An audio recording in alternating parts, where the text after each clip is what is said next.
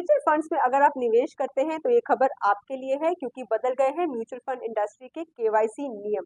और अगर नए नियम आपने नहीं माने तो ऐसा भी हो सकता है कि 30 अप्रैल के बाद ना ही आप अपने म्यूचुअल फंड में कोई इन्वेस्टमेंट कर पाए हैं, ना ही उसे रिडीम कर पाए। तो क्या कहते हैं नए केवाईसी नियम?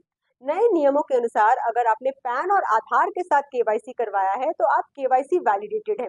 इसका मतलब ये हुआ कि एज एन इन्वेस्टर आप किसी भी म्यूचुअल फंड में डील कर सकते हैं, इन्वेस्ट कर सकते हैं, रिडीम कर सकते हैं।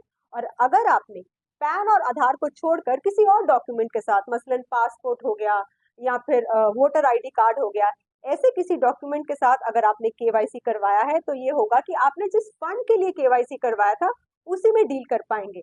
किसी नए म्यूचुअल फंड में अगर आपको इन्वेस्ट करना है तो आपको फिर से केवाईसी करवानी होगी पैन और आधार के जरिए। आपका स्टेटस होगा केवाईसी रजिस्टर्ड या केवाईसी वेरीफाइड।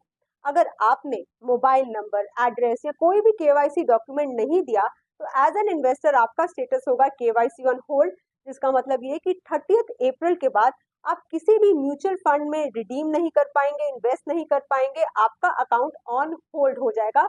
केवाईसी कराना आपके लिए बहुत जरूरी है। अब अपना स्टेटस अगर आपको चेक करना है तो आप जाएं cvlkra.com पर। यहाँ जाकर आपको आपका स्टेटस पता चलेगा और ये भी पता चलेगा कि आपकी केवाईसी रजिस्टर्ड अथॉरिटी कौन सी है। सीडीएसएल, कार्वी इत्यादि उन केआरए की वेबसाइट्स पर आप जाएं और अपने स्टेटस को वैलिडेट करें, केवाईसी वैलिडेटेड रहे, ताकि म्यूचुअल फंड्स में आसानी से इन्वेस्ट कर पाए।